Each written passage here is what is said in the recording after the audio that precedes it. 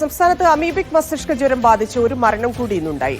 Kozhikode medical കോളേജിൽ ചികിത്സയിലായിരുന്ന വണ്ടൂർ സ്വദേശി ശോഭനയാണ് മരിച്ചത്. ഇതോടെ ഒരു മാസത്തിനിടെ സംസ്ഥാനത്ത് രോഗം ബാധിച്ച് മരിച്ചവർ 5 ആയി. അതേസമയം രോഗം ബാധിച്ച് മരിച്ച താമരശ്ശേരിയിലെ 9 വയസ്സുകാരിയുടെ സഹോദരന് രോഗം ഭേദമായി എന്ന സന്തോഷ വാർത്തയുണ്ട്. നിലവിൽ 10 പേരാണ് മെഡിക്കൽ കോളേജിൽ ചികിത്സയിലുള്ളത്. വിദേശത്തു നിന്നുൾപ്പെടെയുള്ള മരുന്നുകളൊക്കെ എത്തി രോഗികൾക്ക് നൽകുന്നുണ്ടെന്ന് മെഡിക്കൽ കോളേജ് അധികൃതരൊക്കെ വ്യക്തമാക്കുന്നുണ്ട്. ഈ ഗുരുതരാവസ്ഥയിൽ കഴിയുന്നവർക്ക് മറ്റ് അസുഖങ്ങളൊക്കെ ഉള്ളതാണ് വലിയ പ്രതിസന്ധിയാകുന്നത് എന്നും അധികൃതർ അറിയിക്കുന്നു. രോഗത്തിന്റെ ഉറവിടവുമായി ബന്ധപ്പെട്ടും ആശങ്കകളുണ്ട്. അത്തരത്തിൽ പല കാര്യങ്ങളും അറിയാനുമുണ്ട്. അപ്പോൾ ഈ അമീബിക് മസ്തിഷ്ക ജ്വരം എന്താണ്? നമ്മൾ ഒരുപാട് ദിവസങ്ങളായി ഇത് കേട്ടുകൊണ്ടിരിക്കുന്നു, ഇതിനെക്കുറിച്ച് അറിഞ്ഞുകൊണ്ടിരിക്കുന്നു. നമ്മൾ ഇതിൽ ശ്രദ്ധിക്കേണ്ട കാര്യങ്ങൾ, ലക്ഷണങ്ങൾ, അതിനെക്കുറിച്ചൊക്കെ വിശദമായി സംസാരിക്കാൻ, നമ്മുടെ ആശങ്കകൾ മാറ്റാൻ, നമ്മളോട് അതിന് മറുപടി നൽകാൻ വേണ്ടി ആരോഗ്യ വിദഗ്ധൻ ഡോക്ടർ അനൂപ് കുമാർ നമ്മളോടൊപ്പം ചേരുന്നുണ്ട്. ഡോക്ടർ, കുറച്ചു കാലമായി ആരോഗ്യ മേഖലയെ സംബന്ധിച്ച് പ്രത്യേകിച്ചും വലിയ വെല്ലുവിളികൾ നേരിടുന്ന പല സന്ദർഭങ്ങൾ ഉണ്ടാകുന്നു. അത് എല്ലാം തരണം ചെയ്ത് മുന്നോട്ട് പോകാൻ സാധിക്കുന്നു എന്നുള്ളത് ഒരു വലിയ കാര്യമാണ്. അതുപോലെ തന്നെ അമീബിക് മസ്തിഷ്ക ജ്വരം എത്തുമ്പോഴും നമുക്ക് വലിയ ആശങ്കയുണ്ടായിരുന്നു എന്താണ് സംഭവിക്കുന്നത് എന്നൊക്കെയുള്ള കാര്യങ്ങളിൽ. പക്ഷേ ഇപ്പോൾ ഒരു മാസത്തിനുള്ളിൽ ഇത്ര മരണം എന്നൊക്കെ പറയുമ്പോൾ വീണ്ടും അതേ ആശങ്ക ജനങ്ങൾക്കുണ്ടാകുന്നു എന്നുള്ളതാണ്. അത്രത്തോളം ആശങ്കപ്പെടേണ്ട ഒരു സാഹചര്യം നിലവിലുണ്ടോ? കേസുകളുടെ എണ്ണം, അതായത് അമീബിക് മസ്തിഷ്ക ജ്വരത്തിന്റെ കേസുകളുടെ എണ്ണം കേരളത്തിൽ കൂടി വരുന്നു എന്നുള്ളത് ഒരു യാഥാർത്ഥ്യമാണ്. പക്ഷെ മരണനിരക്കിന്റെ കാര്യത്തിൽ നമ്മൾ ആകുലപ്പെടേണ്ട എന്നാണ് തോന്നുന്നത്. കാരണം ലോകത്തൊക്കെ തന്നെ ഈ രോഗത്തിന്റെ മരണനിരക്ക് ഏകദേശം 80% മുതൽ 90% വരെ ആണെങ്കിൽ കേരളത്തിൽ ഇതുവരെ 2024-25 സമയത്ത് ഏകദേശം റിപ്പോർട്ട് ചെയ്യപ്പെട്ട കേസുകളുടെ എണ്ണം 80 അടുത്താണെന്നാണ് ഞാൻ മനസ്സിലാക്കുന്നത്.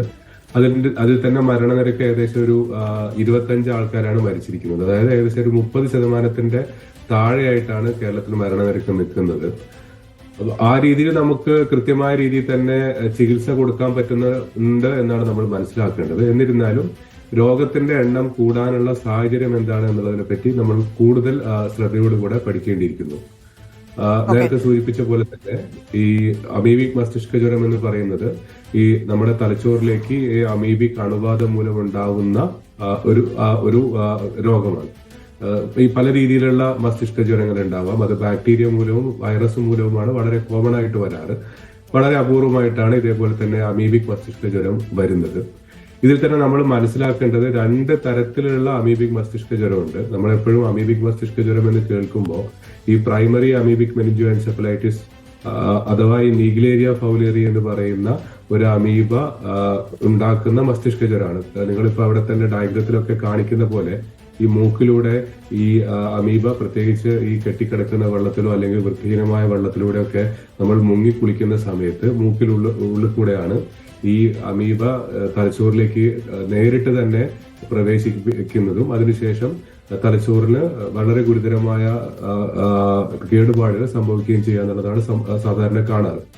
എന്നാൽ ഇപ്പോൾ നമ്മുടെ നാട്ടിൽ കണ്ടുവരുന്നത് ഈ പ്രൈമറി അമീബിക് മെനിഞ്ചോഎൻസെഫലൈറ്റിസ് എന്നുള്ളതിനേക്കാൾ കൂടുതലായി അതിന്റെ മറ്റൊരു വകഭേദമായ ഗ്രാനുലോമാറ്റസ് അമീബിക് മെനിഞ്ചോഎൻസെഫലൈറ്റിസ് എന്ന് പറയുന്ന ഒരു രോഗത്തിന്റെ തുടക്കത്തിലുള്ള അവസ്ഥയാണ്.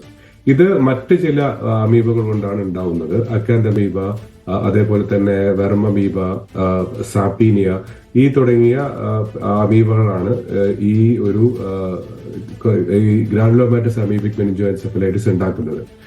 അതേപോലെ തന്നെ റിപ്പോർട്ട് ചെയ്യപ്പെട്ട പല രോഗികളും ഈ വെള്ളത്തിൽ മുങ്ങിയിട്ട് വന്നതല്ല, നേരെ മറിച്ച് മറ്റേതെങ്കിലും രീതിയിലുള്ള വൃത്തിഹീനമായ ഈ ജലസ്രോതസ്സുമായി സമ്പർക്കം വരുമ്പോഴാണ്. അത് മൂക്കിലൂടെ തന്നെ ശരീരത്തിലേക്ക് കയറണമെന്നില്ല.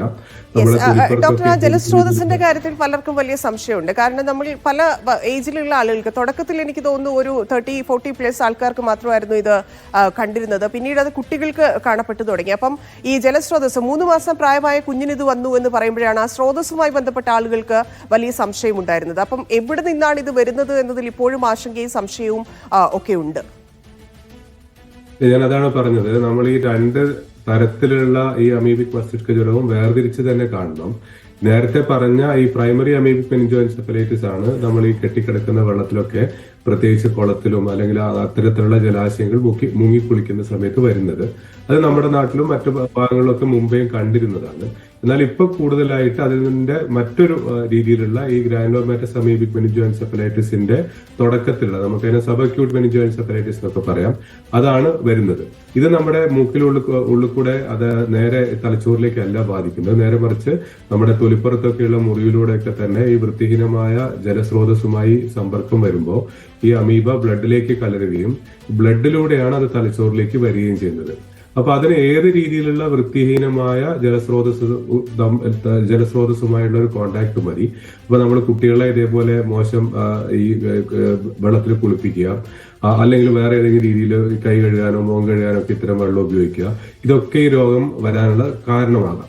ഇപ്പൊ നമുക്ക് ഇതിനകത്ത് കൂടുതലായിട്ട് പഠനം നടത്തേണ്ടത് എന്തുകൊണ്ടാണ് നമ്മുടെ ഈ ഒരു പ്രത്യേക സാഹചര്യത്തിൽ ഈ അമീബിക് മസ്തിഷ്ക ജ്വരത്തിന്റെ എണ്ണം കൂടുന്നത്, അതല്ലെങ്കിൽ നമ്മുടെ ഈ ജലസ്രോതസ്സുകളൊക്കെ മലിനപ്പെടാനുണ്ടാവുന്ന കാരണം എന്താണ്? അത് നമ്മുടെ ഈ കാലാവസ്ഥയിൽ ഉണ്ടാകുന്ന വ്യതിയാനമാണോ, പ്രത്യേകിച്ച് നമ്മുടെ ഈ അന്തരീക്ഷ ഊഷ്മാവിലൊക്കെ വരുന്ന വ്യത്യാസമാണോ, അതല്ല നമുക്കിപ്പോ വളരെ അടുത്തടുത്തൊക്കെ തന്നെ വീടുകളൊക്കെ ഉള്ളപ്പോ ഈ നമ്മുടെ ജലസ്രോതസ്സുകളും മറ്റ് നമ്മുടെ ഈ ടോയ്ലറ്റുകളൊക്കെ ആയിട്ടുള്ള ഈ സെപ്റ്റിക് ടാങ്കും ഒക്കെ ആയിട്ട് കോണ്ടാക്ട് വരുന്നത് കൊണ്ടാണോ, അല്ലെങ്കിൽ മറ്റു വേറെ ഏതെങ്കിലും കാര്യങ്ങളുണ്ടോ? അതിനെപ്പറ്റി നമുക്ക് ഇപ്പോഴും വ്യക്തതയോടുകൂടെ മനസ്സിലാക്കാൻ പറ്റിയിട്ടില്ല. നമ്മൾ കൂടുതൽ പഠനം നടത്തി കഴിഞ്ഞാൽ മാത്രമേ അത് മനസ്സിലാവുള്ളൂ. ഇതിനെ തടയുന്നതിൽ കാരണം നമുക്കറിയാം തദ്ദേശ സ്ഥാപനങ്ങളൊക്കെ ക്ലോറിനേഷനുമായി ബന്ധപ്പെട്ടൊക്കെ വലിയ പ്രവർത്തനങ്ങളൊക്കെ സ്റ്റാർട്ട് ചെയ്തിട്ടുണ്ട്. അതിനപ്പുറത്തേക്ക് ആരോഗ്യ വകുപ്പ് നൽകിയ നിർദ്ദേശങ്ങളുണ്ട്, ബോധവൽക്കരണ ക്ലാസ്സുകളുണ്ട്, പല സ്ഥലങ്ങളിലും പല രീതിയിലും ഇതിനെക്കുറിച്ച് സംസാരിക്കുന്നുണ്ട്. പക്ഷേ അതിനപ്പുറത്തേക്ക് കൃത്യമായിട്ട് എവിടെ എന്തുപയോഗിക്കാം, ഇല്ലെങ്കിൽ എന്ത് വെള്ളം എന്തൊക്കെയുള്ള കാര്യത്തിൽ ഇപ്പോഴും ആളുകൾക്ക് കൃത്യമായ കാര്യങ്ങൾ മനസ്സിലായിട്ടില്ല എന്നല്ലേ ഈ അസുഖം കൂടി വരുന്നത്, ഇല്ലെങ്കിൽ കൂടുതൽ കേസസ് വരുന്നത് കൊണ്ട് സൂചിപ്പിക്കുന്നത്. അപ്പം വകുപ്പിന്റെ പ്രവർത്തനങ്ങൾ ഏത് തരത്തിലാണ്?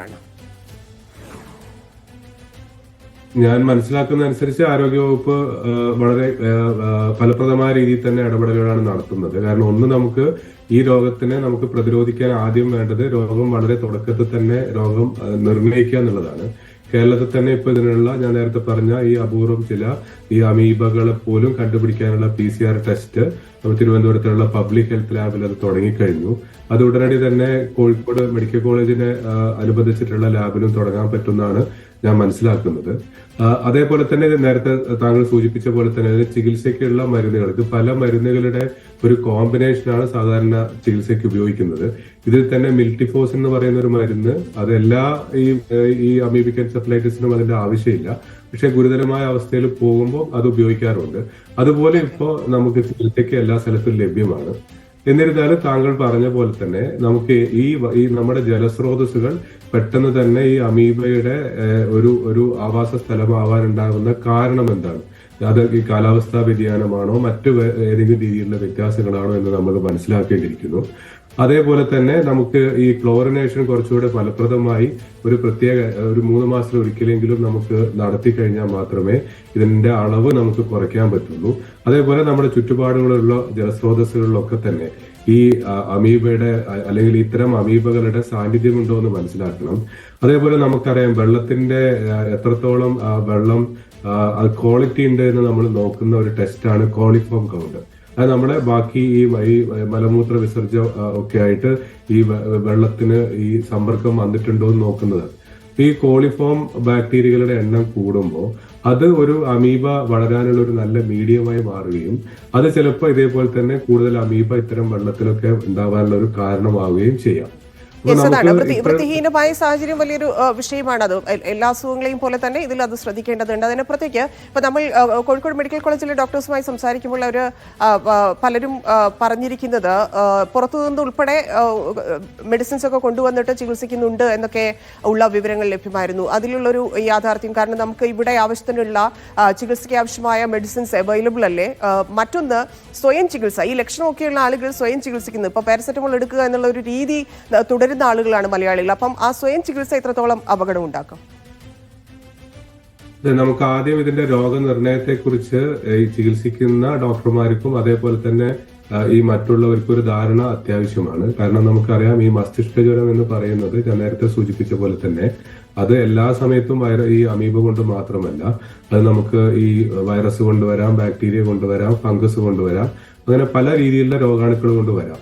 ഇതിന്റെ ഒക്കെ സാധാരണ രീതിയിലുള്ള രോഗലക്ഷണം പനി, തലവേദന, അതേപോലെ തന്നെ ഛർദി, ഈ ബോധക്ഷയം, അതല്ലെങ്കിൽ ബോധത്തിനുള്ള വ്യത്യാസം, അപസ്മാരം, ഇതൊക്കെയാണ് സാധാരണ രോഗലക്ഷണങ്ങൾ കാണുന്നത്. അപ്പൊ ഇതേ രീതിയിൽ തന്നെ രോഗലക്ഷണങ്ങൾ കാണുമ്പോൾ തുടക്കത്തിലെ നമുക്ക് ഈ രോഗം നിർണയിച്ചു കഴിഞ്ഞാൽ നമുക്ക് നേരത്തെ പറഞ്ഞ രീതിയിലുള്ള മരുന്നുകൾ ചികിത്സയ്ക്ക് തുടങ്ങിക്കഴിഞ്ഞാൽ നമുക്ക് ഈ രോഗം ഒരു പരിധി വരെ ചികിത്സിച്ച് ഭേദമാക്കാൻ പറ്റും. നമ്മളിപ്പോ തന്നെ നേരത്തെ പറഞ്ഞ പോലെ തന്നെ വലിയൊരു നമ്പർ നമുക്ക് കേരളത്തിൽ തന്നെ ഈ ചികിത്സിച്ച് ഭേദമാക്കാൻ കഴിഞ്ഞിട്ടുണ്ട്. അപ്പൊ അതുകൊണ്ട് കൃത്യമായ രോഗനിർണയം നടത്തുക, വളരെ നേരത്തെ തന്നെ രോഗനിർണയം നടത്തുക എന്നുള്ളത് വളരെ ഇമ്പോർട്ടന്റ് ആണ്. അതിന് രണ്ട് ഘട്ടങ്ങളും വേണം. നമുക്ക് രോഗികളുടെ ഭാഗത്തു നിന്നുള്ള സഹകരണം വേണം. നേരത്തെ സൂചിപ്പിച്ച പോലെ നമ്മൾ സ്വയം ചികിത്സ അല്ലെങ്കിൽ നമുക്ക് ഈ ചികിത്സ വൈകിപ്പിക്കുന്ന ഒരു സാഹചര്യം വരാൻ പാടില്ല. അതേപോലെ തന്നെ ആശുപത്രികളിൽ ഇത്തരം രോഗികൾ എത്തുന്ന സമയത്ത് അത് ഉടനടി തന്നെ രോഗനിർണയം നടത്താനുള്ള സംവിധാനങ്ങളും, അതേപോലെ തന്നെ ഏതൊക്കെ സാഹചര്യത്തിലാണ് ഇത്തരം ഈ അമീബിക് മസ്തിഷ്ക ജ്വരം സംശയിക്കേണ്ടത് എന്നുള്ളത് ഈ ചികിത്സിക്കുന്ന ഡോക്ടർമാർക്ക് വ്യക്തമായ ഒരു ധാരണ വേണം. അതേപോലെ തന്നെ നമുക്ക് ഈ അമീബയുടെ കൃത്യമായ PCR ടെസ്റ്റുകളും മറ്റ് ടെസ്റ്റുകളും, നമ്മൾ സാധാരണ വെറ്റ് മൗണ്ട് എന്ന് പറയും, ഇത്തരത്തിലുള്ള തലച്ചോറിലുള്ള അണുബാധയൊക്കെ നമ്മൾ രോഗനിർണയം നടത്തുന്നത് നട്ടെല്ലിൽ നിന്നുള്ള നീര് കുത്തിയെടുത്ത ശേഷം അതിനകത്ത് അമീബയുടെ സാന്നിധ്യമുണ്ടോ അല്ലെങ്കിൽ മറ്റ് രോഗാണുക്കളുടെ സാന്നിധ്യമുണ്ടോ എന്നുള്ളത് നോക്കുകയാണ്. അപ്പൊ ഇതേ രീതിയിലുള്ള ഈ വെറ്റ് മൗണ്ട് എക്സാമിനേഷൻ നമുക്ക് കൃത്യമായി നടത്തി തുടക്കത്തിലെ രോഗം സ്ഥിരീകരിക്കാൻ കഴിയും. ഇതിന്റെ ഒരു കൃത്യമായ രീതിയിൽ ചികിത്സ തുടങ്ങുകയും ചെയ്തു കഴിഞ്ഞാൽ നമുക്ക് മരണനിരക്ക് ഗണ്യമായി തന്നെ കുറയ്ക്കാൻ പറ്റുമെന്നാണ് എനിക്ക് തോന്നുന്നത്. അതാണ്, വലിയ ആശങ്കപ്പെടേണ്ട സാഹചര്യമില്ല, നമ്മൾ കൂടുതൽ ശ്രദ്ധിക്കേണ്ടതുണ്ട് എന്നാണ് ഡോക്ടർ പറഞ്ഞു വെക്കുന്നത്. Thank you doctor Anoop Kumar ഇത്രയധികം കാര്യങ്ങൾ പങ്കുവച്ചതിന്.